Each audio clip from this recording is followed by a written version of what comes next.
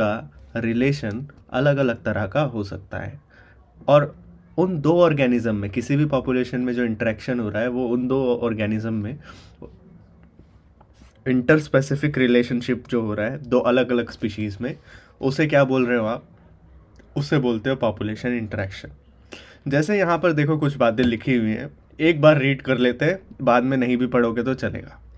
For any species the minimal requirement is more one more species on which is it can feed.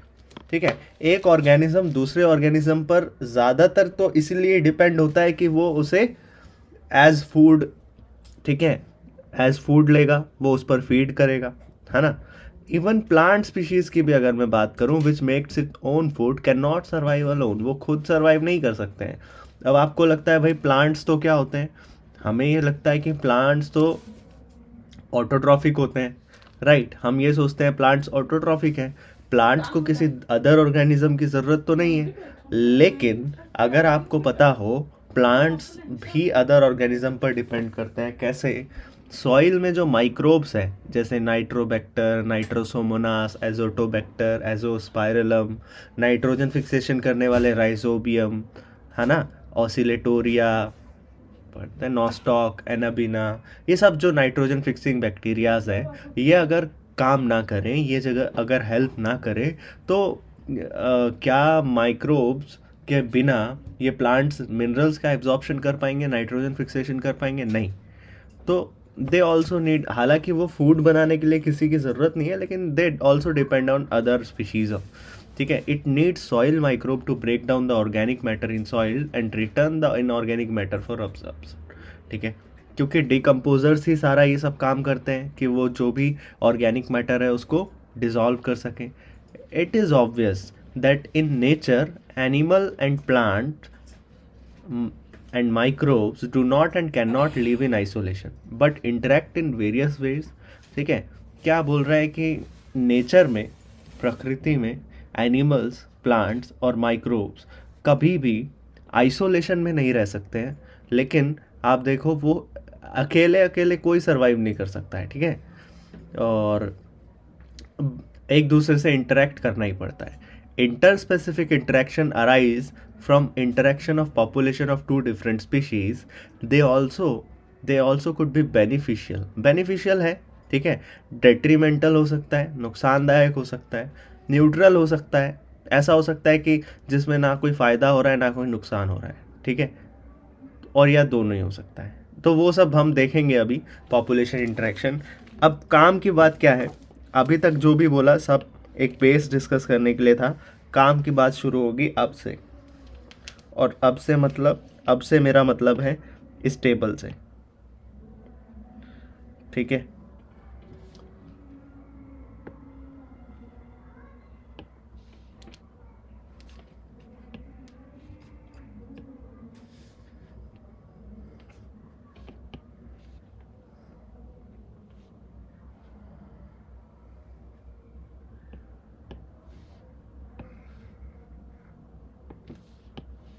तो ध्यान देंगे, सबसे पहले एक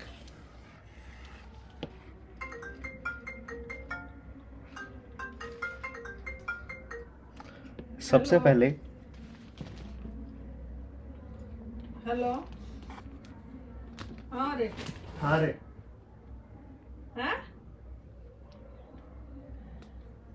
चल ठीक है, बातें बात करो। रुक जा, रुक रे, बाहर जा, रुक गाय दे हो। हेलो हेलो, आवाज़ आ रही है सभी को? ऑडिबल? ओके, तो मैं बात कर रहा था पॉपुलेशन इंटरेक्शन के बारे में। देखो, अगर आपको ये टेबल याद हो जाती है, तो डेफिनेशन याद करने की ज़रूरत नहीं है। सबसे पहला इंटरेक्शन जो मैं यहाँ देखता हूँ, वो कैसा इंटरेक्शन देखता हूँ, यहाँ पर सबसे पहला इंटरेक्शन म्यूचुअलिज्म, और ये बहुत बार हम लोग पढ़ चुके हैं, सिम्बायोटिक रिलेशनशिप के रूप में, है ना, म्यूचुअलिज्म। इसके कई सारे एग्जाम्पल देखते हो। सबसे पहले एग्जाम्पल से देखो, देखो, आप लोगों का हो सकता है आप लोग अभी तक क्या करते आए हो। आप हम लोग या बचपन में कभी भी टीचर्स क्या करवाते हैं, आप लोगों को बोला जाता है कि डेफिनेशन याद करो, ठीक है, और उसके बाद उसके क्या याद करो, अगर एग्ज़ाम में पूछेगा तो एग्ज़ाम्पल याद करो, राइट, एग्ज़ाम्पल याद करो।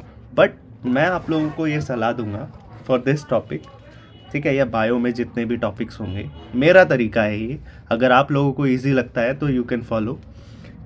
आप एग्ज़ाम्पल याद करो, डेफिनेशन मत रटो। क्या बोला? एग्ज़ाम्पल याद कर लो। आपको क्या याद करना ज़्यादा इजी होता है? एग्ज़ाम्पल याद करना इजी होता है, एग्ज़ाम्पल अच्छे से माइंड में बैठ जाते हैं, या फिर डेफिनेशन रटते हो जा इजी इजी क्या है? एग्ज़ाम्पल याद करना इजी है। तो मैं आपको इजी काम बोल रहा हूँ, मैं बोल रहा हूँ एग्ज़ाम्पल ध्यान में रखना, डेफिनेशन आपको याद में रहेगी। और ऐसा क्यों बोल रहा हूँ वो आपको थोड़ी देर बाद टॉपिक के एंड होते होते तक पता चलेगा। देखो, बोला म्यूचुअलिज्म, म्यूचुअलिज्म का क्या मतलब है? एक ऐसा इंटरैक्टिव रिलेशनशिप जिसमें दोनों को फ़ायदा हो। जैसे कि देखते हैं, एग्जांपल देखते हैं। जैसे कि फॉर एग्जांपल, मैंने शायद ये पहले भी एग्जांपल दिया है आपको। एक क्या है? क्रोकोडाइल।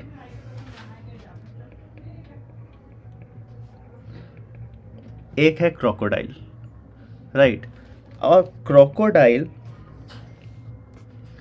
क्रोकोडाइल और किसके बीच में एक इंटरेक्शन है?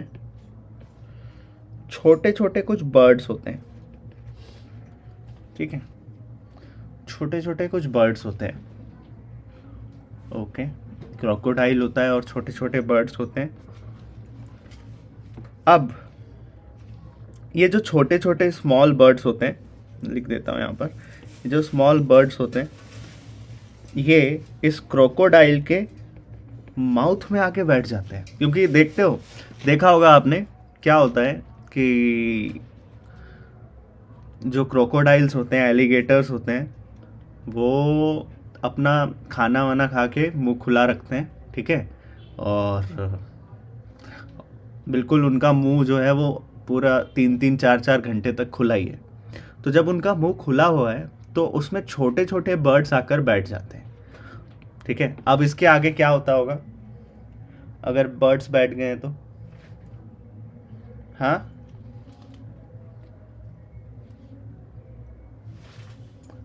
ये, हाँ, ये बताया हुआ है, ये जिनको बताया हुआ है वो तो बताएंगे ही।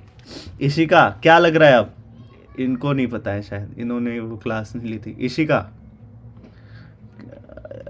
अगर स्मॉल बर्ड्स ये क्रोकोडाइल के मुंह में आकर बैठ जाएंगे तो क्या होगा?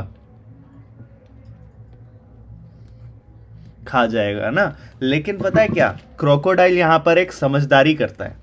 समझदारी क्या करता है? उन बर्ड्स को नहीं खाता, ठीक है, उन बर्ड्स को नहीं खाता। क्यों?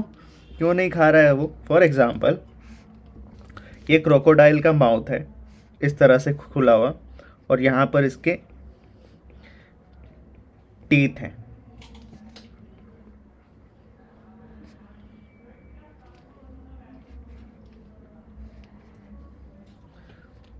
ठीक है, यहाँ पर इस तरह के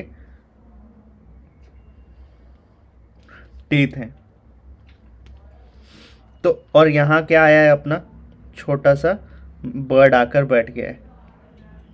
लेकिन ये मुंह बंद नहीं करेगा, नहीं खाएगा। क्यों इसको नहीं खाएगा? ये इसलिए नहीं खाएगा क्योंकि ये बर्ड्स पता है क्या करेंगे? हेल्प करेंगे क्रोकोडाइल का, क्रोकोडाइल के दांत साफ करेंगे। दांत साफ करेंगे मतलब यहाँ इसके टीथ में जो भी मान लो छोटे छोटे इंसेक्ट्स होंगे, छोटे छोटे कीड़े लगे हुए होंगे, वो खाना है। किसके लिए? वो छोटे छोटे वो जो बर्ड्स हैं, स्मॉल बर्ड्स के लिए वो खाना है। तो इससे क्या होगा? इससे ये होगा कि क्रोकोडाइल के दांतों की सफाई हो गई कि नहीं हो गई, और स्मॉल बर्ड्स को खाना मिल गया। तो इसमें आप देख रहे हो किसका नुकसान है? किसी का नुकसान है क्या? किसी का नुकसान नहीं है।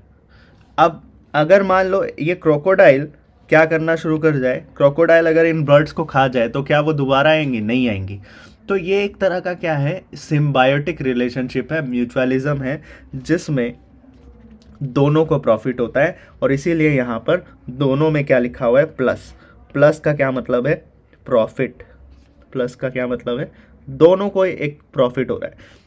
ठीक है, और सुनो, और एग्जाम्पल, दूसरा एग्जाम्पल सुनो। लाइकन सुना होगा, है ना। Lichen is a symbiotic association between what, fungus and algae, algae and fungi.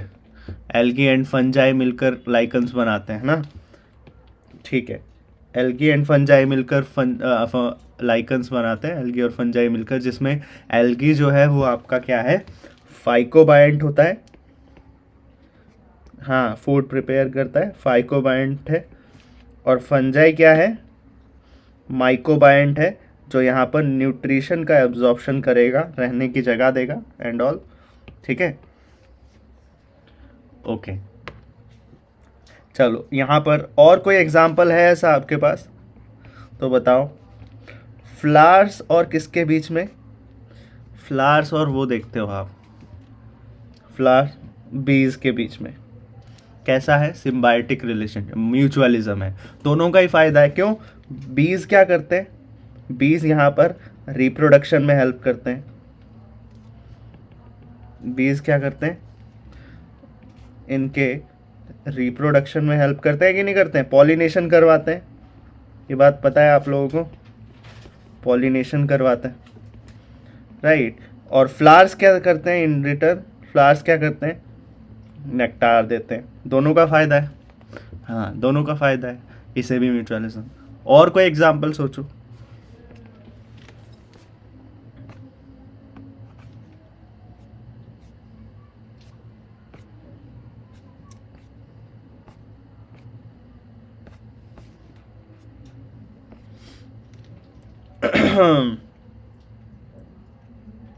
तो देखो मैं रीड कर रहा हूँ यहाँ पर, mutualism, this interaction confers benefit on both the interacting species. ठीक, क्या लिखा है यहाँ पर, benefit on both the interacting species.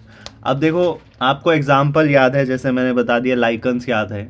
Lichens में आपको अगर एग्जाम्पल याद है तो डेफिनेशन बना लोगे कि नहीं बना लोगे, जिसमें दोनों को बेनिफिट हो रहा है, समझे। इसलिए मैंने बोला था एग्जाम्पल्स याद रखना, एग्जाम्पल्स याद रखना, फिर आप क्या कर सकते हो, डेफिनेशन याद रखने की ज़रूरत नहीं अगर आपको एग्जाम्पल याद है तो। लाइकन्स जैसे यहाँ लिखा हुआ है, lichens represent N intimate mutualistic relationship between fungus, किसके बीच में है ये, fungus and photo synthesising algae और साइनोबैक्टीरिया। ऐसे ही आप देखते हो माइकोराइजा भी एक तरह का सिम्बायोटिक एसोसिएशन है between fungi and roots of higher plants. हाँ, रूट्स और हायर प्लांट्स के बीच में और फंजाई के बीच में भी एक सिम्बायोटिक एसोसिएशन होता है, जिसे आप बोलते हो माइकोराइजा, जिसमें क्या करता है, fungi help the plant in absorption of essential nutrient. Fungi क्या कर रहा है, न्यूट्रिशन लेने में हेल्प कर रहा है, वहीं प्लांट क्या कह रहा है, प्लांट यहाँ पर खाना दे रहा है उसको, एनर्जी यील्डिंग कार्बोहाइड्रेट दे रहा है उस फंजाई को। तो इस तरह से दोनों हेल्प हो रही है।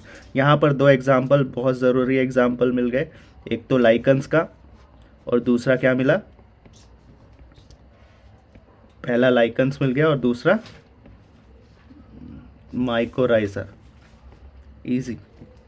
चलो नेक्स्ट वही एग्जाम्पल दे रहा है जो हम अभी अभी पढ़कर आए हैं। क्या, plant need the help of animals for pollinating their flowers and dispersing their seed. Animal obviously have to pay fees for the service that plant expect from them. Plant offer rewards or fees in the form of pollen or nectar. यही पढ़ा था अभी। Plants क्या देता है उनको, pollen देता है या फिर नेक्टार देता है for pollinators and juicy nutrient fruits. ठीक है, तो ये क्या हो गया, किसके बीच में, तीसरा रिलेशनशिप इसने बता दिया। तीसरा एग्जाम्पल क्या दिया है, प्लांट्स का, या सॉरी प्लांट्स में जो फ्लावर्स है, फ्लावर्स और बीज का, अभी ये भी डिस्कस कर चुके हैं हम। But the mutually beneficial system should also be safe guarded against cheaters. देखो ये काफ़ी इंटरेस्टिंग है। इंटरेस्टिंग कैसे है, यहाँ पर कुछ चीटर्स भी होते हैं। चीटर्स होते हैं मतलब बीज जो होते हैं वो चीटर्स होते हैं। बीज आर चीटर्स, बीज को चीटर्स क्यों बोला जा रहा है? बीज को चीटर्स इसलिए बोला जा रहा है क्योंकि बीज क्या कर रहे हैं, देखो बीज ने फ्लावर से क्या ले लिया, नेक्टार ले लिया, राइट। बीज ने फ्लावर से नेक्टार ले लिया, तो अब आइडियली बीज को क्या करना चाहिए था, पॉलिनेशन करना चाहिए था, तभी तो म्यूचुअलिज्म हो पाता है कि नहीं है। पॉलिनेशन करे तो भी तो बीज ने क्या किया, बीज ने नेक्टार तो ले लिया लेकिन पॉलिनेशन नहीं कर रहा है, समझे। बीज ने नेक्टार ले लिया लेकिन पॉलिनेशन नहीं कर रहा है। तो अगर बीज अगर नेक्टार ले लेगा, पॉलिनेशन नहीं करेगा, तो आप क्या देखोगे, तो आप बोलोगे कि यार ये तो चीटर कौन हुआ इस केस में, बीज आर द चीटर्स। तो इससे बचने के लिए कोई उपाय है क्या? Now you can say why plant animal interaction often involve co-evolution for the mutualistic, that is evolution of the flower and its pollinator species are tightly linked with one another in many species अच्छा देखो, fake and wasp पे आएंगे अभी हम, इसको skip करते हैं, पहले ये चीटर वाला कॉन्सेप्ट समझते हैं, ठीक है। तो अब देखो मैंने क्या बताया था, ये कहानी दोबारा सुनो। मैंने बोला कि बीज ने क्या ले लिया, नेक्टार लिया, बट डिंट पॉलिनेटेड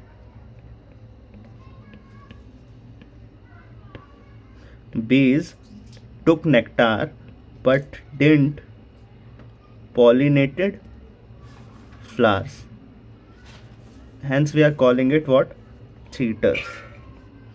bees तो cheaters हैं। अरे bees cheaters हैं तो क्या हुआ, प्लांट्स और फ्लावर्स भी कम चालू थोड़ी है। अब ये क्या करते हैं, फ्लावर्स में एक एग्जांपल, स्पेसिफिक एग्जांपल मैं बता रहा हूँ आपको, ऑर्किड फ्लावर का, ठीक है। किसका एग्जांपल बता रहा हूँ, ऑर्किड फ्लावर का। ऑर्किड फ्लावर इवोल्यूशन कर देता है, ऑर्किड फ्लावर क्या कर देता है, इवोल्यूशन कर देता है।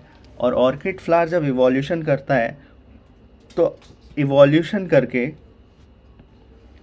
अपने आप को कैसा ट्रांसफॉर्म करता है, उसके जो पेटल्स होते हैं ना, पेटल्स सेपल्स पता है आप लोगों को, पेटल क्या होते हैं, पेटल्स आप बोलते हो वो ग्रीन वाला पार्ट, सॉरी कलरफुल पार्ट को क्या बोलते हैं, उसको कलरफुल पार्ट को पेटल्स बोलते हैं, है ना।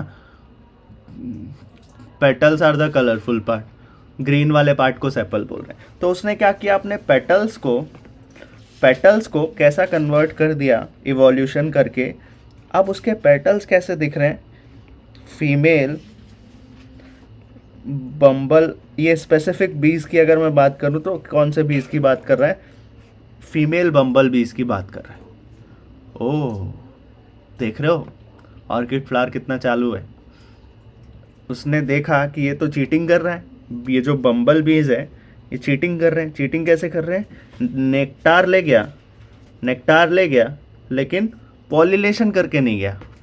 तो जब पॉलिनेशन नहीं करेगा तो क्या होगा, पॉलिनेशन नहीं करेगा तो इसमें उसका भी नुकसान है, किसका, बम्बल बीज का। अब आप मुझे ये बताओ, अब इसमें तो भैया मुझे ऐसा दिख रहा है कि नेक्टार ले गया तो बम्बल बीज का फ़ायदा है, आप ये बोल रहे हो कि बम्बल बीज का नुकसान है अगर वो नेक्टार ले गया और पॉलिनेशन नहीं करके जाता है, तो ये कैसे, जवाब दो।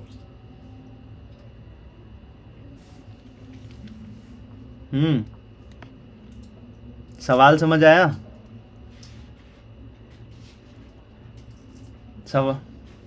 सवाल ही नहीं समझ आया, बताओ।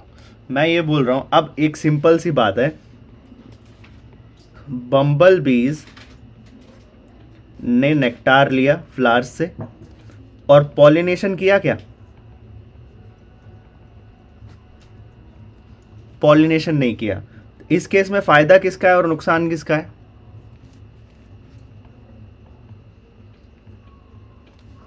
हाँ भाई बोलो, किसका फायदा और किसका नुकसान है, किसका फायदा और लेकिन मैं ये बोल रहा हूं कि बीज का भी नुकसान है, मैं ये बोल रहा हूं कि बीज का भी नुकसान है। क्यों,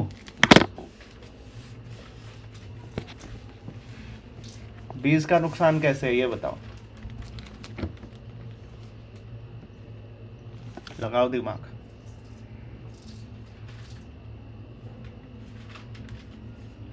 नहीं, नहीं चल रहा। अंशिका,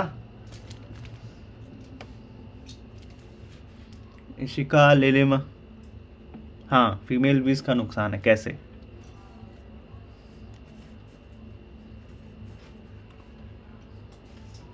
फीमेल बीज नहीं, बीज का नुकसान है।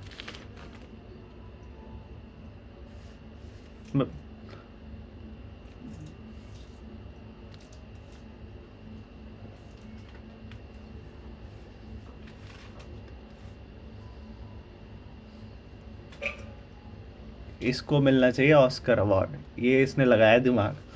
भाई एक बात सुनो, सही बोल रही है लड़की, एक बात सुनो। ये एक दिन की बात थोड़ी है। एक बात सुनो, अगर पॉलिनेशन नहीं होगा फ्लावर्स का, थोड़ा सा दिमाग लगाना था बस, अगर पॉलिनेशन नहीं होगा तो क्या फ्लावर्स आगे जाके कंटिन्यू कर पाएंगे अपनी जनरेशन? हाँ, नहीं कर पाएंगे। और अगर फ्लावर्स ही नहीं रहेंगे तो क्या बम्बल बीज को किसी तरह का आगे नेक्टार मिलेगा? नहीं। तो आगे आप क्या देखोगे, बीज भी मर जाएंगे कि नहीं मर जाएंगे? हेलो, समझ आया? ठीक है, तो इसमें दोनों का ही नुकसान होगा आगे। अभी तो हमें दिख रहा है एक का फ़ायदा है, अभी तो दिख रहा है फ़ायदा है, इसका फ़ायदा है, इसका नुकसान है, लेकिन आगे जाके इसका भी नुकसान होने वाला है, क्योंकि फ्लावर्स ही ख़त्म हो जाएंगे तो वो नेक्टार कहाँ से लेगा? तो इसीलिए मैंने बोला था बम्बल बीज क्या कर रहे हैं, नेक्टार ले जा रहे हैं, पॉलिनेशन नहीं कर रहे हैं, इसलिए बीज को हमने चीटर बोला। इसके रिस्पॉन्स में ऑर्किड फ्लावर्स ने क्या किया, इवोल्यूशन किया और अपने आप को क्या बना दिया, फीमेल। इसका पेटल्स जो थे, इसके जो पेटल्स थे, अब वो कैसे दिखने लग गए हैं, पेटल्स कैसे दिखने लग गए हैं, पेटल्स हमारे दिखने लग गए फीमेल बीज की तरह। अब इससे क्या होगा भाई, इससे ये होगा कि अब जब पेटल्स दिखने लग गए हैं फीमेल बीज की तरह, अब कौन आएगा, मेल बी, मेल बम्बल बीज क्या होंगे, अट्रैक्ट होंगे कि नहीं? उनको ये लगेगा कि ये क्या है, फीमेल बीज है, तो वो अट्रैक्ट होंगे और वो उसके साथ मतलब पेटल्स के साथ में क्या करेंगे, सूडो कॉपुलेशन।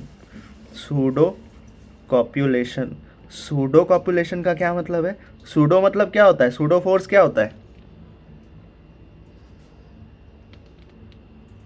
क्या पढ़ा है भाई केमिस्ट्री फिजिक्स में? सूडो क्या होता है, छुपा हुआ, फॉल्स, गलत, है ना, गलत, या फिर आप बोलो झूठा। ठीक है, क्या सच में कोई कॉपुलेशन हो रहा है यहाँ पर? क्या सच में ये फीमेल बीज है? नहीं, ये फीमेल बीज तो नहीं है, लेकिन क्या कर रहा है, उसे तो ये लग रहा है कि ये फीमेल बीज है। क्यों? क्योंकि उसका अपीयरेंस और मॉर्फोलॉजी पेटल्स ऐसा हो गया इवोल्यूशन होके, समझे? देख रहे हो फीमेल ये जो फ्लावर्स हैं, ऑर्किड फ्लावर्स कितने चालू है, और हैंस पॉलिनेशन अब होगा कि नहीं आएगा, होगा, छल से पॉलिनेशन टुक प्लेस। ठीक है, अब यहाँ पर देख रहे हो, अब ये म्यूचुअलिज्म हुआ या नहीं हुआ, हुआ, या अब ये म्यूचुअलिज्म है। लेकिन यहाँ पर एक और कॉन्सेप्ट इसने बोल दिया, को इवोल्यूशन का।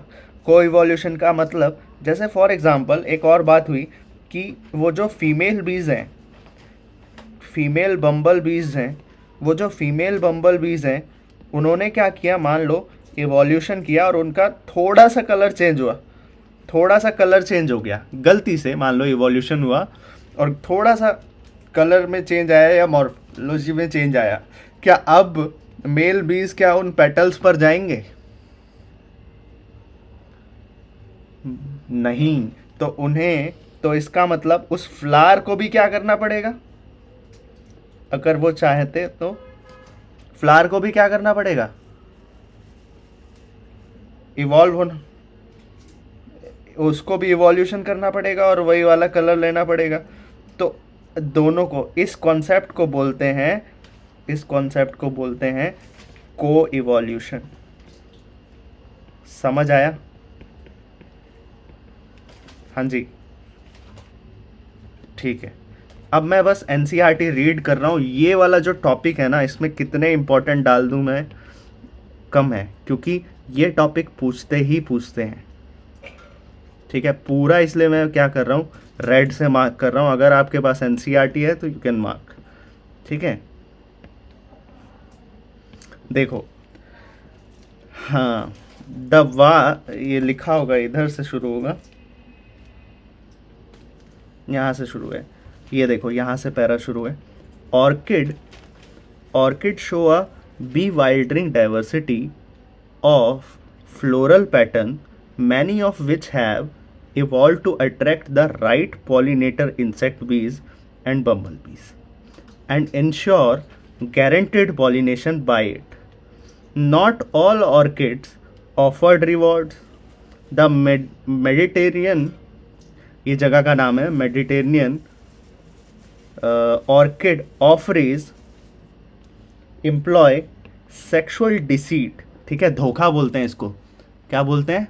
धोखा। क्या यहाँ पर धोखा दे रहे हैं कि नहीं दे रहे हैं?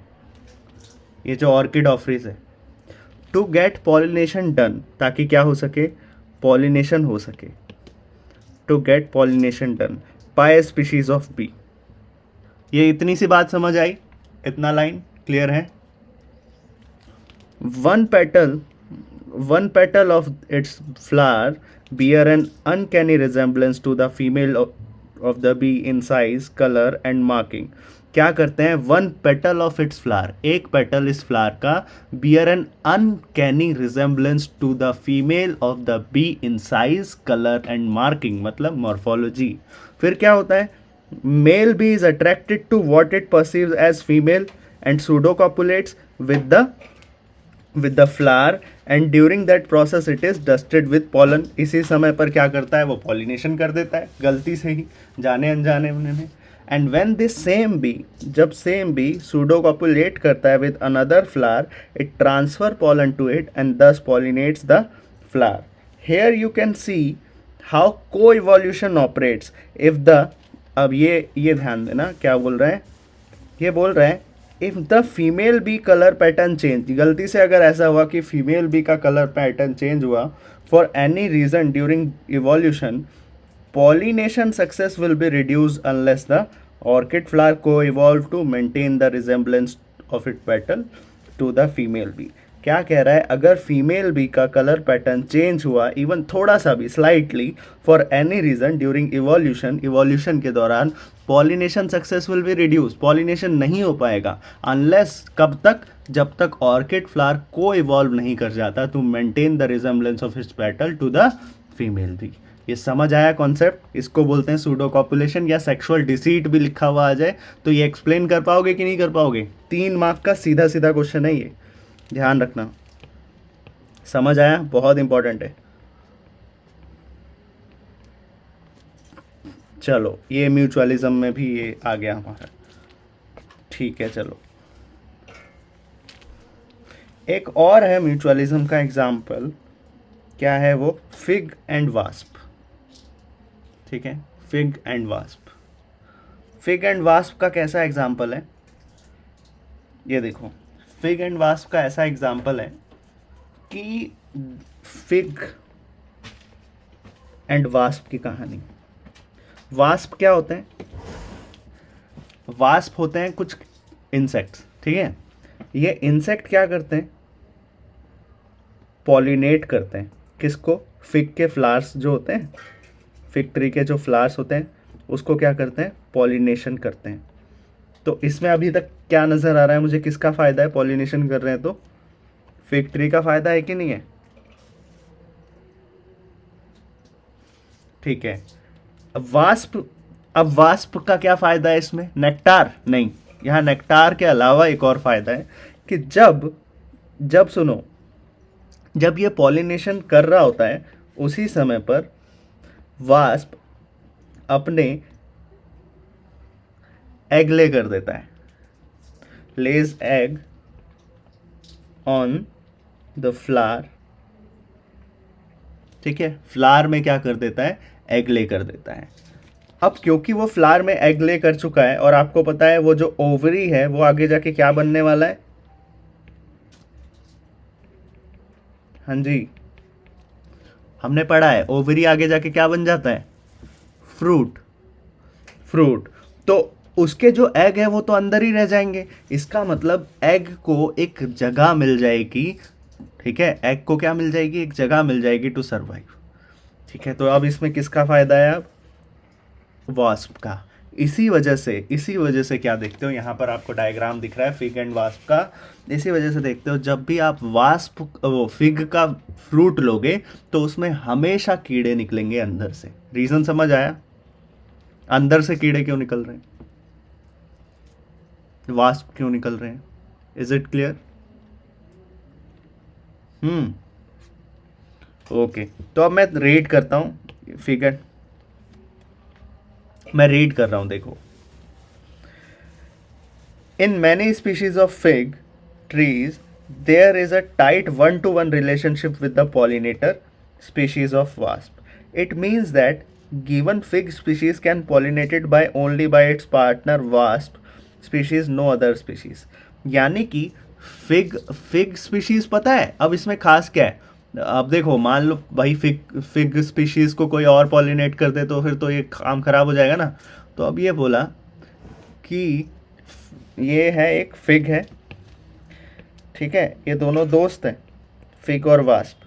ठीक है, इसने बोला है कि मैं तेरी हेल्प करूँगा, वास्प ने बोला है मैं तेरी हेल्प करूँगा क्या करने में, पॉलिनेशन करने में, और तुझे मैं इन रिटर्न क्या करूँगा, फिग बोलता है जो एग्स हैं वो ले करने दूंगा। समझ आया, यहाँ पर समझ आया? तो इस तरह से दोनों का, अरे क्या नहीं समझ आया इसमें ये बताओ। वास्प क्या करेगा, एग ले करेगा फ्लावर में, स्टार्टिंग से ही बोल रहा हूं मैं। वास्प क्या करेगा, एग ले करेगा, वास्प एग ले करेगा फिग के फ्लावर में। समझ आया, इतना समझ आया? वास्प एग ले करेगा फिग के फ्लावर में, तो वास्प का फायदा है। और वास्प क्या करेगा फिग के लिए, उसी समय जब पॉलिनेशन कर रहा होगा वो, तो इसमें फिग का फायदा है। फिग का पॉलिनेशन हो गया, वास्प को एग ले करने की जगह मिल गई। इस तरह से ये एक तरह का म्यूचुअलिज्म हुआ या नहीं हुआ, आप बोलो। ठीक है, ये एक तरह का म्यूचुअलिज्म हो गया, यही लिखा है एनसीईआरटी में, देखो। It means that a given fix species can be pollinated only by its partner wasp species and no other species. तो अब ये स्ट्रिक्टली बोलता है, वास्प जो इसका दोस्त है, ये फिग को क्या बोल रहा है, भाई कहीं और से पॉलिनेशन मत करवा लेना। ठीक है, तो फिग बोलता है हाँ ठीक है, मैं ये फिग स्पीशीज ने इसको ये वचन दिया हुआ है, मेरा वचन ही है शासन, कि मैं क्या करूँगा, कहीं और से पॉलिनेशन नहीं हो सकता है इसका।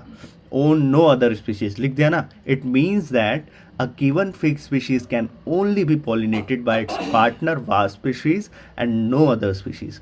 The female wasp uses the fruit not only as an oviposition, मतलब फीमेल वास्प सिर्फ और सिर्फ फ्रूट को यूज नहीं कर रहा है ओविपोजिशन के लिए, but uses the developing seeds with in the fruit for nourishing. अब इससे क्या हो गया, जो सीड्स होंगे ना, अब इससे क्या होगा, एक और फायदा है। पहला फायदा क्या मिला, अब बताओ जल्दी, पहला फायदा क्या मिला वास्प को, पहला फायदा क्या मिला, एग ले कर सकते हैं, पहला फायदा ये है। और दूसरा बेनिफिट क्या दिख रहा है मुझे, दूसरा बेनिफिट ये क्या रहा है, जो डेवलपिंग सीड्स है ना with in the fruit for nourishing, वो कौन खाएंगे, वो लार्वा खाएंगे।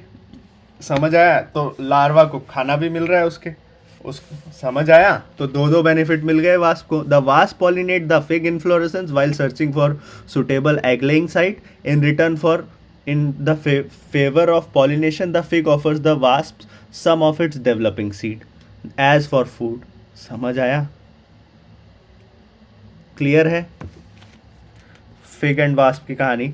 तो देखो कितनी सारी बातें बता दी यहाँ पर म्यूचुअलिज्म में, सिर्फ और सिर्फ एक रिलेशन था जिसमें, अब एग्जाम्पल याद रखना है, मैंने बोला था डेफिनेशन उतना ज़्यादा इंपॉर्टेंट नहीं है, एग्जाम्पल इंपॉर्टेंट है।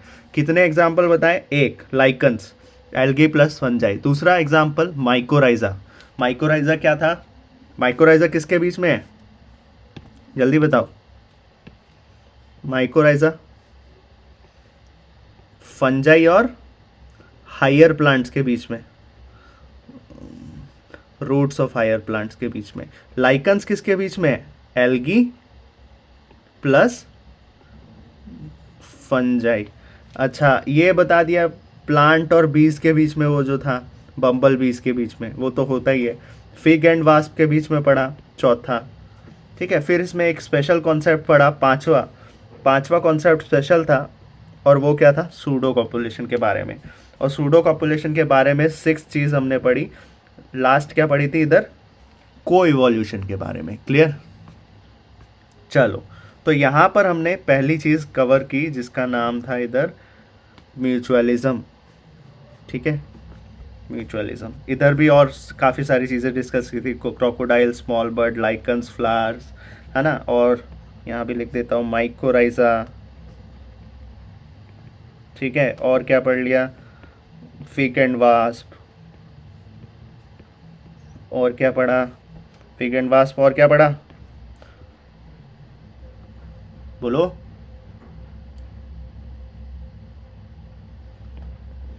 सूडो कॉपुलेशन, सूडो कॉपुलेशन, जिसे सूडो कॉपुलेशन का कोई और नाम है क्या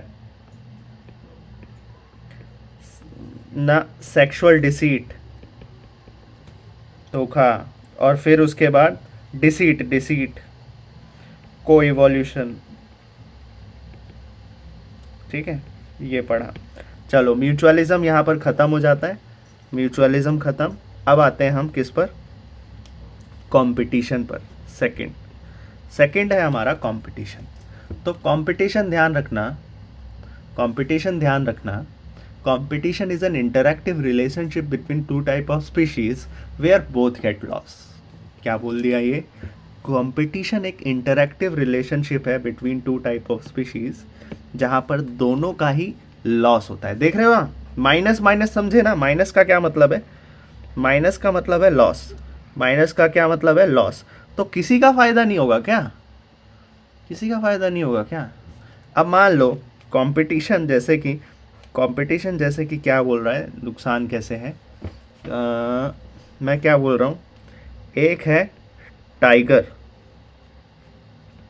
भाई कंपटीशन किस में होगा, हाथी और चींटी में कोई कंपटीशन होगा क्या, एलिफेंट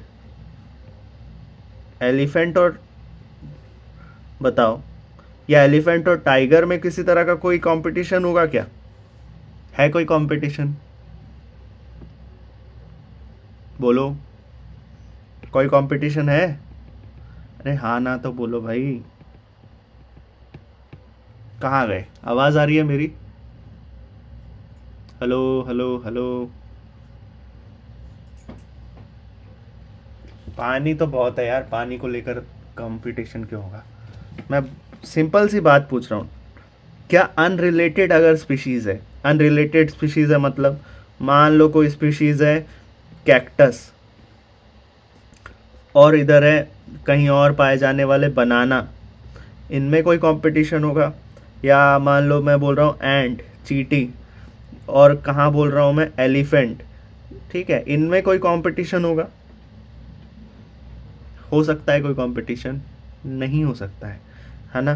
तो हमेशा याद रखना कंपटीशन अगर होगा, मतलब जैसे मैं बोल दूं कि ये है, क्या नाम है इसका, सौम्या बोल रही है भैया आज मैं ऊपर आसमान नीचे, क्यों, अभी अभी मैंने एक 5 साल की बच्ची को क्या किया है, 5 साल की एक बच्ची थी उसको जमा घटा में हरा दिया, किसमें, एडिशन में, उससे जल्दी मैं एडिशन कर पाती थी, और वो जो सब्सट्रैक्शन था, टेबल भी मुझे उससे जल्दी याद थे।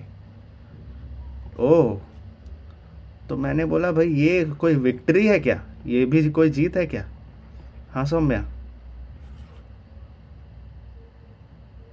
नहीं है, क्यों, क्योंकि देयर इज नो कंपटीशन, कोई लेवल ही नहीं है। हाँ तो मैं कहना क्या चाहते हो भाई, कहना ये चाहते हैं कि कंपटीशन हमेशा रिलेटेड स्पीशीज में होगा, यानी कि competition is an interactive relationship between two type of related species where both get loss, जिसमें दोनों का लॉस होगा। क्या कहना है, जैसे फॉर एग्जांपल एक मैं बोलता हूँ टाइगर और एक मैं बोल रहा हूँ जैकाल। जैकाल पता है, लोमड़ी, ठीक है। अब क्या हुआ, इधर है डियर, हिरन, जंगल में, ऑब्वियसली ये सब कहाँ है, जंगल में। तो कभी कभी ऐसा होता होगा, अब कौन जीतेगा, बताओ कौन जीतेगा, पक्का कौन जीतना चाहिए, थोड़ा सा कॉमन सेंस।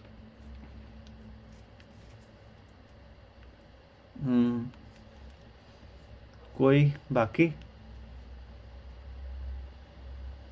लोमड़ी या टाइगर, देखें ज़रा कौन क्या बोल रहे हैं। इशिका, लिलिमा, नैन्सी, यश, अनस, अंशिका, क्या बोलते हो कौन जीतेगा? अरे मैं, लोमड़ी जीतेगा। अच्छा,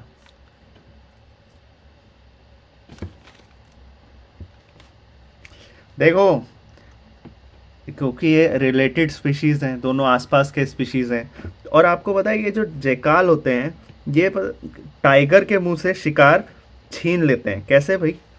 क्योंकि ये कभी अकेले नहीं होते हैं, है ना, वो ये झुंड में शिकार कर रहे हैं। ये आए हैं 5-5 के ग्रुप में, समझ रहे हो, ये आए हैं 5-6 का पूरा ग्रुप लेके, और उसके सामने ये आया शिकार करने के लिए। अब क्या होता है, कभी कभी देखोगे टाइगर भी डर रहा होता है इनसे, और कभी कभी जैकाल भी डर रहे होते हैं इनसे। तो कभी कभी ऐसा होगा, इक्वल तरह का रहेगा, कभी कभी ऐसा होगा कि इस डियर को कौन ले गया शिकार करके, कभी कभी ये ले गया, जैकाल ले गया, कभी कभी कौन ले जा रहा है, टाइगर ले जा रहा है। तो अगर दोनों रिलेटेड स्पीशीज है तो दोनों का ही क्या हो रहा है, नुकसान ही हो रहा है। दोनों का क्या हो रहा है, नुकसान ही हो रहा है। तो इसी तरह के रिलेशनशिप को क्या बोलते हो आप, कंपटीशन। समझ आया क्या बोलते हैं इसे, कंपटीशन, ठीक है। ओह अच्छा, ऐसा एनसीईआरटी क्या कहता है इस बारे में, देखते हैं। कंपटीशन, कंपटीशन कहाँ गया, अरे पैरासिटिज्म,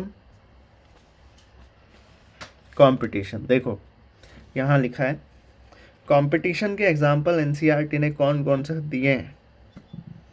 हाँ, ये एग्जाम्पल बहुत इंपॉर्टेंट है यहाँ पर। The Abingdon tortoise in Galapagos island. Galapagos island बहुत फेमस आइलैंड है, कहाँ में, कहाँ प्रेजेंट है, नॉर्थ अमेरिका साइड में है, नॉर्थ अमेरिका में, ठीक है, नॉर्थ अमेरिका जो कॉन्टिनेंट है वहाँ पे।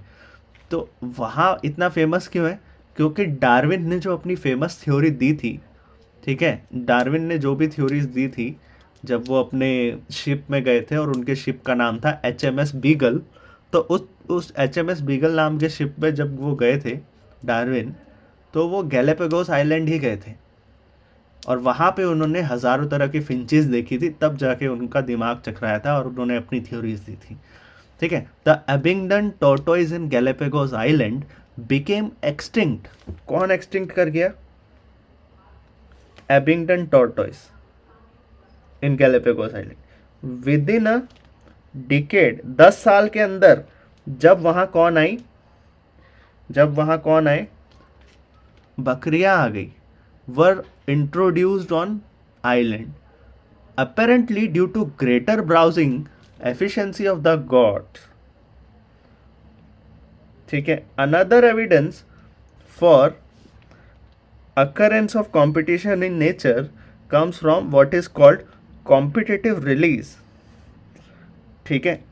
a species whose distribution is restricted to a small geographical area because of the presence of competitively superior species is found that expand its distributional range dramatically when the competing species is experimentally removed. अच्छा देखो उसमें दोनों का नुकसान कैसे हुआ, देखो कहानी सुनो। क्या था पहले, जब सिर्फ एबिंगडन टॉर्टोइस, एक तरह की टॉर्टोइस है जो गैलापागोस आइलैंड में रहा करती थी, वहाँ पाया जाते थे, तो वो आराम से अपना जीवन जो भी है व्यापन करते थे। अब हुआ क्या, गॉड्स आ गए वहाँ पे, बकरियाँ आ गई, घास वहाँ सब खत्म कर दिया वहाँ तो, ठीक है, थोड़े ही समय में 10 साल में सब खत्म। तो टॉर्टोइस सब जल्दी खा पाएगा कि ये क्या बोलते हैं गॉड,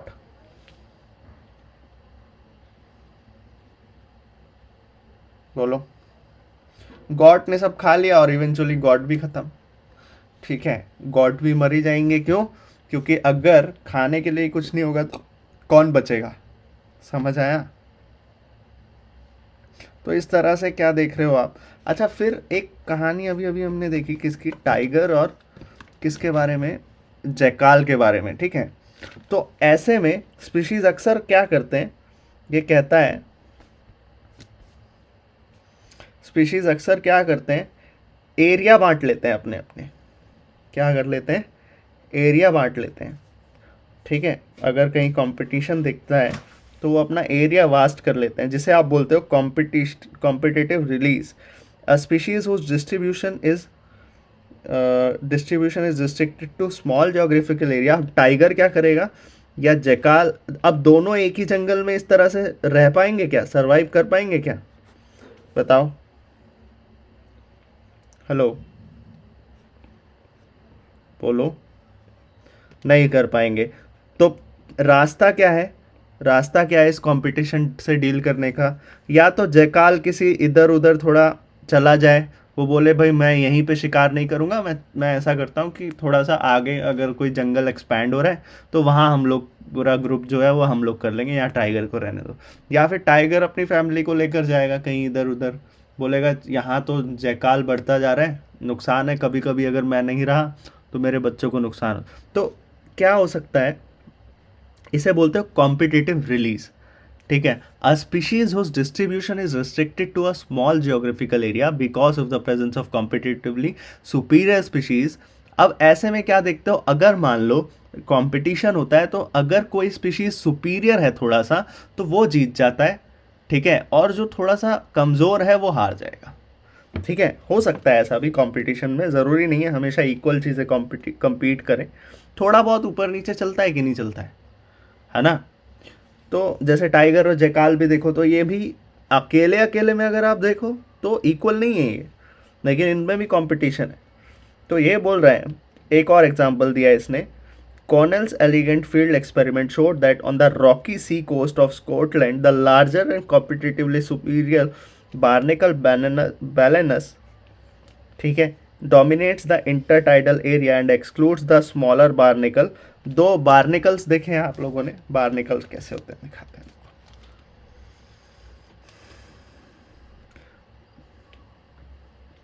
बार्निकल्स,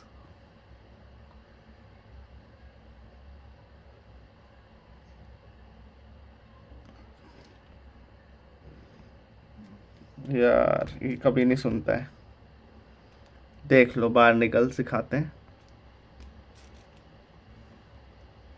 ऐसे मौक़ों पे कभी नहीं सुनता, सही कह रहे हैं। ये देखें क्या कभी वेल वेल पे कभी ऐसे चिपके हुए होते हैं, या कभी पायरेट ऑफ कैरिबियन किसी ने देखा हो, हाँ तो उसमें ये काफ़ी दिखते हैं। तो समझे बार्निकल्स क्या होते हैं, तो ये इनको बार्निकल्स बोलते हैं, ठीक है। ये ऐसे ऐसे ऐसे ऐसे पाए जाते हैं, ठीक। वेल का जो सरफेस होता है उसमें भी बार्निकल्स देखते हो, ये देखो, देख रहे हैं, ये वेल की बॉडी में बार्निकल्स लगे हुए। तो मैं ये बता रहा था कि दो तरह के बैलेनस है, एक तो बार्निकल बैलेनस, वो डोमिनेट कर गए इंटरटाइडल एरिया में, और उन्होंने किसको भगा दिया, स्मॉल बार्निकल, जिसका नाम क्या था, क्या नाम है ये, क्या पढ़े इसको, शेट Malus from that zone. In general, herbivores and plant appear to be more adversely affected by competition than carnivores. एक ये कहता है गॉस कॉम्पिटिटिव एक्सक्लूजन प्रिंसिपल, ये पूछ लेते हैं आप लोगों से, थोड़ा सा ध्यान रखना।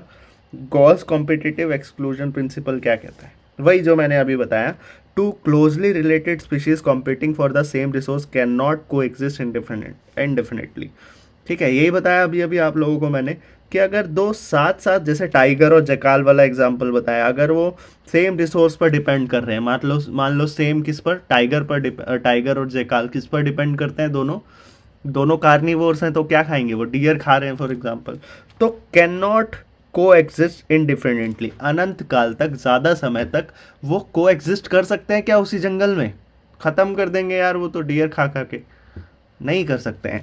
And the competitively inferior one will be eliminated eventually, उसमें से मान लो अगर कोई इन्फीरियर हुआ तो वो तो एलिमिनेट हो जाएगा धीरे धीरे वहाँ से। This may be true if resources are limited but not otherwise. More recent studies do not support such gross generalization about competition while they do not rule out the occurrence of interspecific competition in nature. They point out that species facing competition might involve mechanisms that promote coexistence. एक concept यहाँ और चीज़ होता है, coexistence rather than exclusion. Gause principle क्या किस बारे में बात करता है कि जो इन्फीरियर होगा, क्योंकि कोएग्जिस्टेंस तो नहीं हो सकता है, तो इन्फीरियर वाला क्या हो जाएगा? एक्सक्लूड हो जाएगा। ये कौन बोलता है? Gauss exclusion principle. लेकिन आजकल की थ्योरीज क्या कहती हैं? कोएग्जिस्टेंस हो सकता है, कोएग्जिस्टेंस एग्जिस्ट। आजकल की थ्योरीज, रीसेंट थ्योरीज क्या कहती हैं? कोएग्जिस्टेंस मतलब साथ में रहना। ठीक है, क्या जैकाल और टाइगर साथ में रह सकते हैं? नहीं रह सकते हैं। ठीक है, कोएग्जिस्ट नहीं कर सकते हैं, साथ में नहीं रह। ये कौन कहता है साथ में नहीं रह सकते हैं? ये कौन कहता है? Gauss exclusion principle. लेकिन रिसेंट थ्योरी क्या कहती है? रिसेंट थ्योरी कहती है कि कोएग्जिस्टेंस हो सकता है। ठीक है, जैकाल और टाइगर भी साथ में रह सकती हैं, ऐसा कौन कहता है? Recent theory. आजकल की थ्योरीज कैसे साथ में कैसे रह सकते हैं? जैकाल और टाइगर साथ में ऐसे रह सकते हैं अगर दोनों के रिसोर्सेज में क्या हो जाए? पार्टीशनिंग हो जाए, बंटवारा हो जाए, तो साथ में रह सकते हैं कि नहीं रह सकते हैं? रह सकते हैं। समझ आया? अब वो देखो यहाँ लिखा हुआ है, if two species compete, one such mechanism is resource partitioning. If two species compete for the same resource, they could avoid competition. वो competition ही avoid कर सकते हैं by choosing some for different time. अगर वो अलग अलग समय पर फीड करें, ठीक है, मान लो सुबह शिकार कर रहा है कोई जैकाल और शाम को कर रहा है शेर, तो MacArthur showed 5 closely related species of warbles living on the same tree were able to avoid competition and coexist due to, ठीक है, एक स्पीशीज़ को उसने ऐसा एक्सपेरिमेंट करके दिखाया था कि ये देखो एक ही ट्री में 5 अलग अलग तरह के क्लोजली रिलेटेड स्पीशीज़ सर्वाइव कर सकते हैं, तो कोएग्जिस्टेंस की थ्योरी भी सर्वाइव करती है। ठीक है, समझ आया? आपको क्या मानना है? आपको कौन सा फॉलो करना है? कौन सी थ्योरी फॉलो करना है? दोनों फॉलो करना है। ठीक है, अगर आपसे क्वेश्चन पूछे गॉस एक्सक्लूजन प्रिंसिपल बताओ, तो आप बोलोगे कि कोएग्जिस्टेंस नहीं हो सकता है, इन्फीरियर वाला एक्सक्लूड हो जाएगा। ठीक है, समझ आया?